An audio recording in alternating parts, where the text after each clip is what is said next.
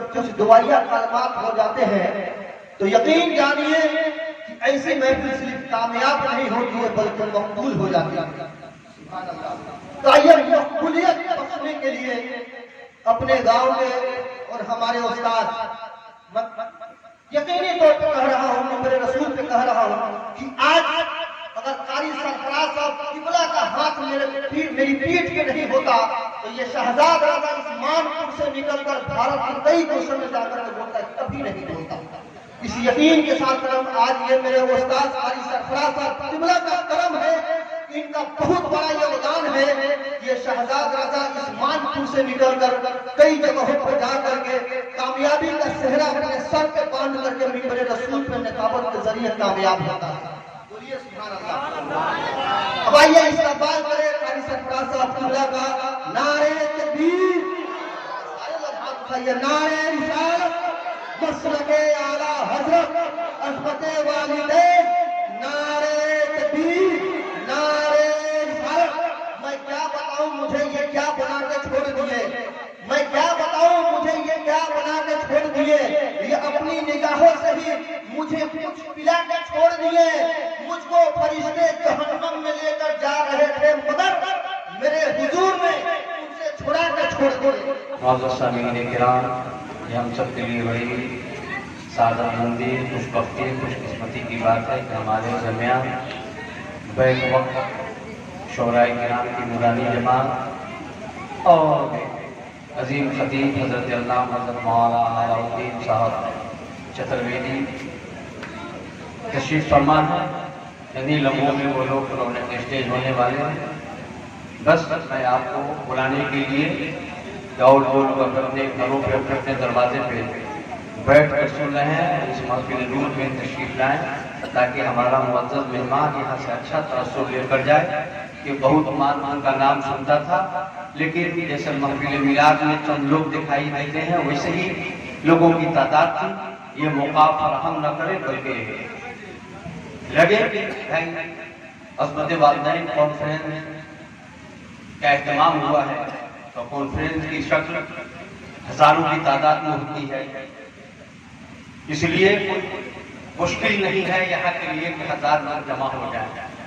اگر ایمانداری سے سب لوگ اپنے اپنے گھروں سے چل کر آ جائیں تو یہ جگہ کافی ہوگی اور یہ سڑک جام کرنا پڑے گا. نحمدہ ونصلی علی حبیبہ الکریم اما بعد. اعوذ باللہ من الشیطان الرجیم، بسم اللہ الرحمن الرحیم.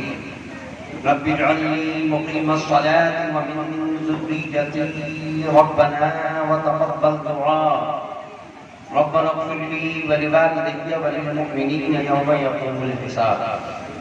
آمنت بالله صدق الله مولانا العظيم وصدق رسوله النبي الأمين المكين الكريم. ونحن على ذلك ما قال ربنا من الشاهدين والشاكرين والعاملين والموقنين والمطمئنين والحمد لله رب العالمين. لوگ مرتے ہی چلے جاتے ہیں، لوگ مرتے ہی چلے جاتے ہیں، ہم ہیں کہ گناہ کرتے ہی چلے جاتے ہیں. اور کیا بھروسہ ہے زندگانی کا، کیا بھروسہ ہے زندگانی کا. آدمی بلبلا ہے پانی کا. اور اس تناظر میں کر کے شاعر نے کہا کہ الموت قدح کل نفس شاربها اور الموت باب کل نفس داخلها. کہ موت ایک ساغر ہے جسے ہر ایک کو پینا ہے، موت ایک جام ہے جسے ہر ایک کو پینا ہے، موت ایک پیالہ ہے جسے ہر ایک کو پینا ہے، موت ایک دروازہ ہے جسے ہر ایک کو گزرنا ہے، موت ایک پھاٹک ہے جسے ہر ایک کو گزرنا ہے، موت ایک پل ہے جسے ہر ایک کو گزرنا ہے. اسی لیے کہ اور ایک عظیم شاعر نے کہا کہ کوئی گل باقی رہے گا نہ چمن رہ جائے گا. آپ کو ایسے ہی فکری ساتھ کے سنیے.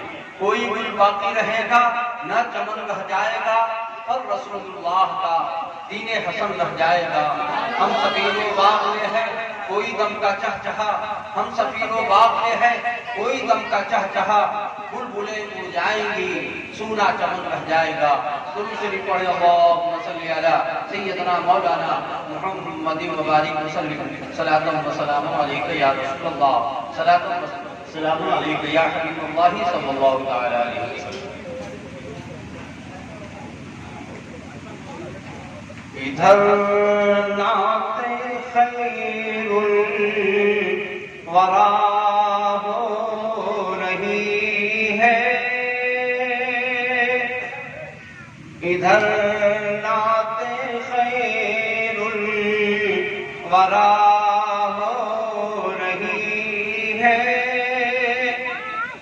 ادھر مغفرت کی دعا ہو رہی ہے،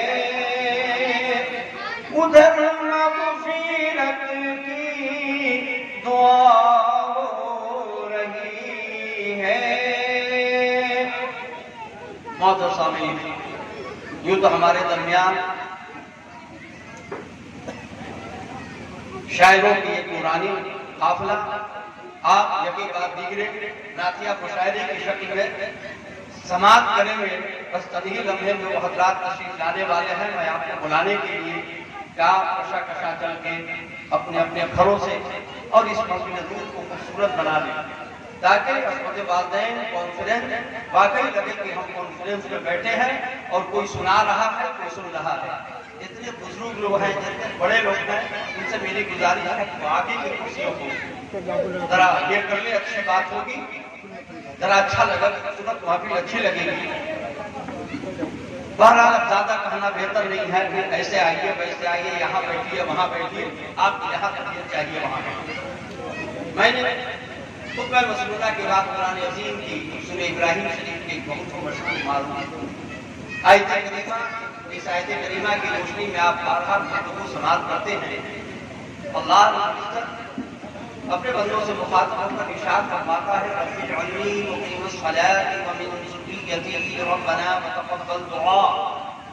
جانتے ہیں اس دعا کو ایک عظیم پیغمبر حضرت ابراہیم علیہ السلام سے یہ دعا کی، اے ہمارے رب مجھے نماز قائم کرنے والا بنا دے اور میری کچھ ضروریت کو، اس لیے مفسرین کرام نے اس کی قید لگا کر یہ حضرت ابراہیم علیہ السلام کو کلام الہی اللہ رب العزت کی بارگاہ سے آپ کو الہام ہوا، چونکہ احکام ہے کہ میری کچھ اولاد صاحب ایمان ہوگی اور کچھ اولاد کفر پہ قائم ہو جائے گی۔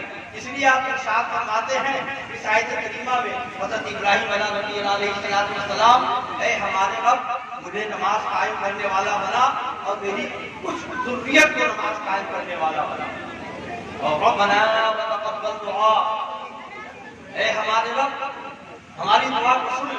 اللہ یعنی بار بار رب العزت سے مخاطب ہو کر حضرت ابراہیم علیہ السلام ارشاد فرماتے ہیں، اور آگے ارشاد ہوتا ہے، ربنا اغفر لی ولوالدیک وللمؤمنین یوم یقوم الحساب، اے ہمارے رب ہماری مغفرت فرما، ہمارے والدین کی مغفرت فرما اور جملہ مومنین کی مغفرت فرما جب میدان قیامت قائم ہو۔ اللہ اس قدر اس آیت کریمہ میں جامعیت ہے کہ عظیم پیغمبر ہم سب کے نبی کے جدیادہ حضرت ابراہیم علیہ السلام اللہ رب العزت کی بارگاہ میں خاص درد و کرب کے عالم میں دعا کر رہے ہیں۔ سوال پیدا ہوتا ہے کہ عظیم پیغمبر کو نماز قائم کرنے کی دعا کرنے کی کیا ضرورت ہے؟ لیکن یہ شکریہ کے طور پر حضرت ابراہیم علیہ السلام رب کی بارگاہ میں عریضہ پیش کرتے ہیں، اے ہمارے رب مجھے نماز قائم کرنے والا بنا اور ہماری کچھ ذریت کو بھی ربنا وتقبل دعاء، اور ہماری دعاؤں کو سن لے، ہماری دعاؤں کو قبول فرما۔ ربنا اغفر لی ولوالدیک وللمؤمنین یوم یقوم الحساب، اس آیت کریمہ کو ہر بندے مومن کو یاد کر لینا چاہیے، اور ہر نماز کے بعد اس آیت کریمہ کو جب ہم پڑھیں گے تو گویا کہ اپنی بھی مغفرت کی دعا کریں گے، اپنے والدین قریبین کی بھی مغفرت کی دعا کریں گے، جملہ مومنین کی مغفرت کی دعا کریں گے۔ اللہ اس لیے دوستوں بزرگوں، یہ عظمت والدین کانفرنس عالی جناب اسلم خان مرحوم کی اہلیہ محترمہ کے چہرے کے موقع سے مجھے صاحبزادوں کو یہ توفیق رفیق ہوئی، یہ کیوں نہیں اس کا موضوع ہی، اس کا ٹاپک ہی اور اس کا نام ہی منسوب کر دیا تھا اپنے والدین کو، یہ بہت بڑی سعادت مندی ہے، بہت بڑی اپلبدھی ہے حضرات محترم کہ ان بچوں کو یہ توفیق رفیق ہوئی، اور کیوں نہ ہو، اس لیے کہ آقا کریم صلی اللہ تعالی وسلم کی پیاری حدیث جو مشکات شریف میں بھی موجود ہے، بخاری شریف میں بھی موجود ہے، مسلم شریف میں بھی موجود ہے، جسے بارہا علماء کرام سے سماعت کرتے ہیں، اذا مات الانسان انقطع عمله الا من ثلاث، جب انسان مر جاتا ہے تو اس کا عمل کا سلسلہ منقطع ہو جاتا ہے، مگر تین چیزیں باقی رہ جاتی ہیں۔ وہ تین چیزیں کیا ہیں حضرات محترم؟ سب سے پہلے صدقۃ جاریہ، سب سے جاریہ اس دنیا میں رہتے دنیا میں اس نے کوئی ایسا نیک کام کیا، راستے پہ کنواں کھدوا دیا، راستے پہ ٹیوبل گڑوا دیا، سبیل لگا دیا، یا مسجد میں چند اینٹ دے دی، کچھ بھی مسجد کے تعمیرات میں حصہ لے لیا، یا مہمان رسول کے رہنے کے لیے مدرسے میں کچھ ایسا کام کرا دیا، کسی کو کہا جاتا ہے صدقۃ جاریہ، اس کا ہمیشہ اس کو ثواب، اس کے نام اعمال میں ثواب جاری و ساری رہے گا، جاری و ساری رہتا ہے۔ ابھی آپ نے سوال کیا یہ عمل الا من ثلاث، جب انسان مر جاتا ہے تو اس کا عمل کا سلسلہ منقطع ہو جاتا ہے، موقوف ہو جاتا ہے، الا من ثلاث، مگر تین چیزیں باقی رہ جاتی ہیں، اسے اللہ عربی گرامر کی روشنی میں مرنے کے بعد، منقطع ہونے کے بعد، عمل کا سلسلہ موقوف ہونے کے بعد اس کی پھر استثناء ہو رہی ہے تین چیزوں سے، صدقۃ جاریہ، صدقہ جاریہ سے اس کا بھی فائدہ جانے والے مرحوم یا مرحومہ کو پہنچتا ہے، وَعِلْمُ يَنْتَفِعُ بِهِ لَهُ، یا اس کے علم سے، علم نافع سے لوگوں کو فائدہ پہنچا، یعنی کوئی عالم دین تھا، اس نے نہ جانے ہزاروں کی تعداد میں سینہ بسینہ ایک آدمی بنایا، اس نے دوسرے کو بنایا، دوسرے نے تیسرے کو بنایا، تیسرے نے سینکڑوں کو بنایا، اس طرح سے اس نے یہ سلسلہ بھی رہتی دنیا تک قائم رہے گا، اور اس کا فائدہ، اس کا بینیفٹ، اس کا منافع اس جانے والے مرحوم یا مرحومہ کو ملتا رہے۔ اور تیسری شک آپ سماعت کریں، کیا ولد صالح یدعو لہ، اللہ، کیا اولاد صالح چھوڑ کر اپنے پیچھے گیا، اولاد صالح چھوڑ کر پیچھے گیا، جو ہمیشہ اس کے لیے دعائیں مغفرت کرتی رہتی ہے، جیسا کہ آج علی جناب اسلم کا کے صاحبزادے اپنی والدہ والدین کریمین کے لیے یہ دعائیں مغفرت کے سجا کر اس حدیث پاک کے حامل بن رہے ہیں۔ اور اے میرے بھائیوں، کبھی غفلت میں نہ پڑنا کہ آج اپنے والدین کانفرنس کرا کر پھر اپنے والدین کو بھول جانا کہ ہم اپنے حق زیادہ ہو، نہیں، بلکہ بار بار کرانا، خوب کرانا۔ اس 40ویں کے بعد ہر روز اپنے والدین کریمین کے قبروں پہ جایا کرو، اور اپنی دوسری زبان سے بسم اللہ الرحمن الرحیم پڑھا کرو، چاروں کل پڑھا کرو، سورہ فاتحہ شریف پڑھا کرو، تو تمہارے والدین کریمین کو اس عظیم کانفرنس کے مقابلے میں زیادہ ان کی روح کو تسکین کی، زیادہ ان کی روح کو تسکین کو۔ اب آئیے کہ کیا کوئی شخص اپنے والدین کریمین کے ساتھ اس نے سلوک کرنے کے بعد حق سے ادا ہو جاتا ہے؟ نہیں، آئیے پہلے آقا کی بارگاہ میں حاضر سے پہلے درود شریف پڑھیں، صحیح چپکی سادے والی آپ لوگ کمپلیٹ کھا کے بیٹھے۔ اسی طرح علاء الدین صاحب کا بیٹی کو بھی آپ سماعت کیجیے گا، ماشاءاللہ، جسے تو پہلے ہی کھا چکے ہیں، کھانے کا کام تمام ہو گیا ہے، اس لیے بولنے میں پریشانی ہو رہی ہے۔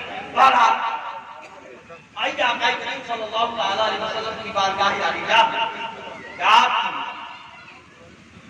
وہ دودھ کی ماں حضرت حلیمہ سعدیہ جب آپ کی بارگاہ میں آئی تو آقا کریم صلی اللہ تعالی علیہ وسلم اپنی دودھ کے رشتے کی ماں کی استقبال میں کھڑے ہوئے تو اکثر و بیشتر صحابہ کرام نہیں جانتے تھے کہ ماں سعدیہ حلیمہ، پھر ان کو تشریف لے جانے کے بعد آقا کریم کی بارگاہ میں صحابہ کرام نے عرض کیا، یا رسول اللہ فداک امی و ابی، آپ پر میرے بابا قربان، کہ وہ کون خاتون تھی، کون عورت تھی جن کے استقبال کے لیے آپ کھڑے ہوئے؟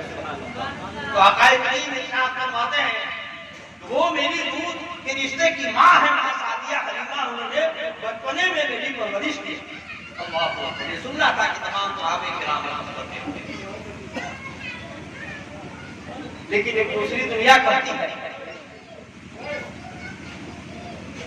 ایک حاجی صاحب جب درجۃ المعلیٰ شریف میں پہنچے، آپ کسی عربی سے پوچھے، متوجہ سے پوچھے، ایسا ہی بڑے کرتا پہننے والے سے، کہہ رہے بھائی ماں سعدیہ حلیمہ یہ قبر کدھر ہے؟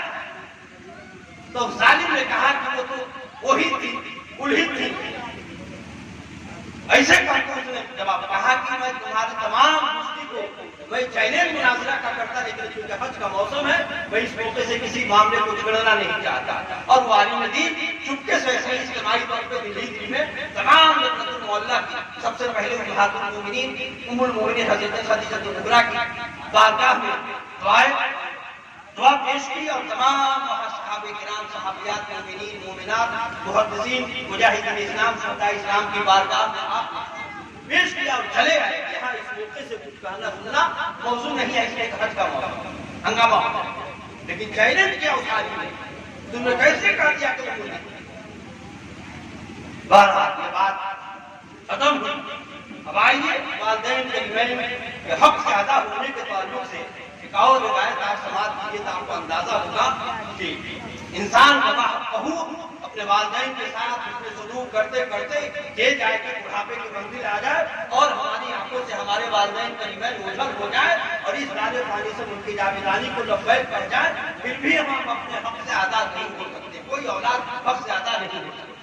جیسا کہ روایت میں آیا ہے، ایک شخص ملک شام سے اپنی والدہ ماردہ کو، ضعیفہ والدہ ماردہ کو اپنے پشت میں، پیٹھ پہ جس کو ہم لوگ بولتے ہیں 7 مرتبہ، آج تو وسائل کی دنیا ہے، ٹیکنالوجی کی دنیا ہے، ہم جہاز پہ بیٹھے 4 گھنٹے میں ایئرپورٹ پہ پہنچ جاتے ہیں، جدہ پہنچ جاتے ہیں اور حجاز مقدس پہنچ جاتے ہیں۔ یہ رب کا فضل ہے، اس کا احسان عظیم نہیں ہے۔ نتیجتاً وہ شخص ملک شام 1 مرتبہ نہیں، وہاں سے ہزاروں کلومیٹر دوری پہ ہے، مکہ معظمہ سے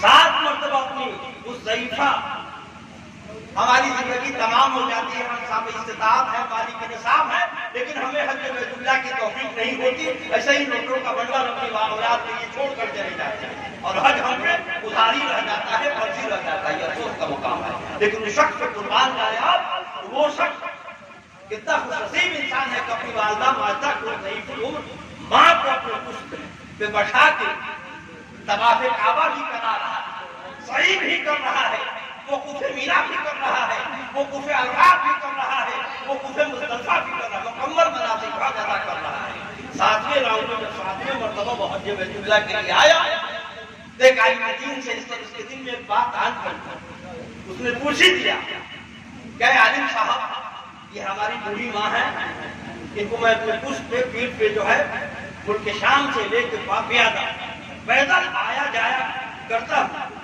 اور 7واں راؤنڈ ہے، 7واں مرتبہ میں حج بیت اللہ کے لیے آیا ہوں اور تمام مناسک حج ان کا بھی ادا کر رہا ہوں، کرا رہا ہوں، کیا میں اپنی ماں کے حق سے ادا ہو گیا؟ اس عالم کا جواب سنے سب لوگوں کے روم میں کھڑے ہو جائے۔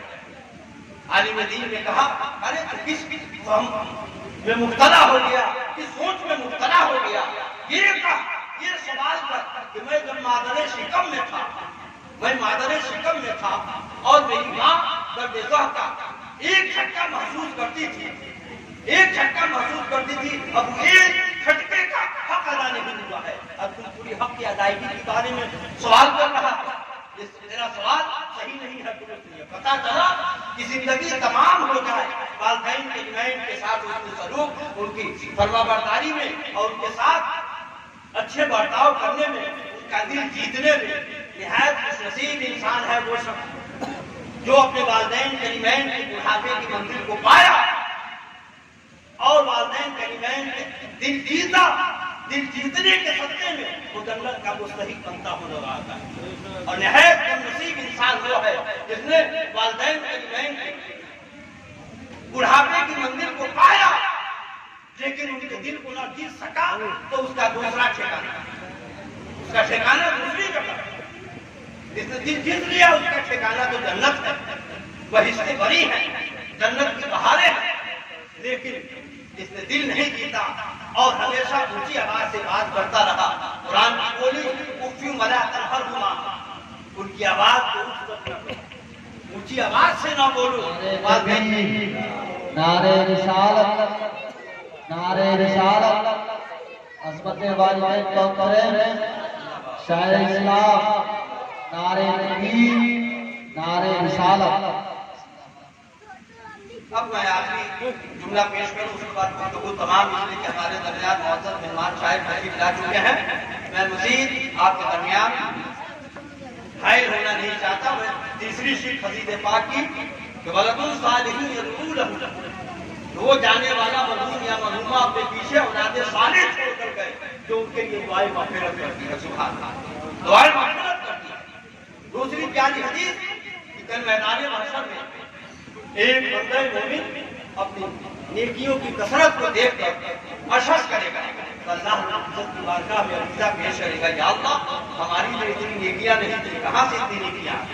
اللہ عزت ارشاد فرمایا کہ ہاں تو صحیح کہہ رہا ہے، تیری اتنی نیکیاں نہیں تھی، لیکن تو اپنے پیچھے جو اولاد صالح چھوڑ کر آیا تھا، جو تجھے بار بار قرآن کریم کی تلاوت کریمہ سے یاد کرتی رہی، دعا خانی سے یاد کرتی رہی، میلاد خانی سے یاد کرتی رہی، غربا مساکین کی ضیافت کر کے یاد کرتی رہی، یہ اسی کا صلہ ہے۔ کاش تمہاری نیکیوں کا جو پہاڑ کے معنی نیکیاں دکھائی دے رہی ہے، اسی کا صلہ ہے، اسی کا صدقہ ہے۔ اس لیے اپنے والدین کریمین کو بار بار یاد کیا جائے۔ کیسے یاد کیا جائے؟ جو میں نے جانی آیت کریمہ تلاوت کی اسی کو یاد کر دیا جائے۔ اب 5 رکعت نماز کے بعد اور اپنی دعا کرے امام صاحب کے ساتھ بھی، اور اپنی بھی جو سنت سے فارغ ہونے کے بعد ہم کرتے ہیں، اس میں اس آیت کریمہ کو ضرور پڑھیں۔ مقیم الصلاۃ ومن ذریتی ربنا وتقبل دعاء ربنا اغفر لي ولوالدي وللمؤمنين يوم يقوم الحساب۔ اے ہمارے رب، ہمیں مجھے نماز قائم کرنے والا بنا دے۔ یہ کون کر رہا؟ حضرت ابراہیم کی دعا۔ اللہ ومن ذریتی، اور ہماری کچھ اولادوں کو بھی نماز قائم کرنے والا بنا دے۔ ربنا وتقبل دعاء، اے ہمارے رب اور ہماری دعاؤں کو سن لے۔ ربنا اغفر لي ولوالدي وللمؤمنين يوم يقوم الحساب، اے ہمارے رب ہماری مغفرت فرما، میرے والدین کریمین کی مغفرت فرما، جملہ مومنین کی مغفرت فرما، جب میدان قیامت قائم ہو تو میدان حساب قائم ہے۔ واخر دعوانا ان الحمد للہ رب العالمین، استغفر اللہ ربی من کل ذنب واتوب الیہ، اشہد ان لا الہ الا اللہ واشہد ان محمدا عبدہ ورسولہ۔